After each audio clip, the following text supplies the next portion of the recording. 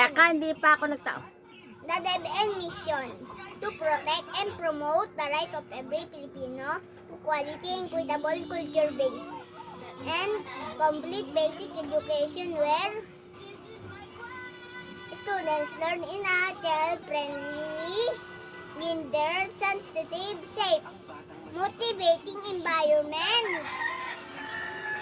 Teachers facilitate learning and constantly nurture every learner. Administrators and staff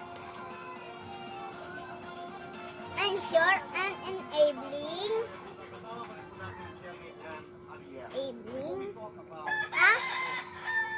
and supportive environment for effective learning to happen. Family, community, and other stakeholders are actively engaged and share responsibility for developing lifelong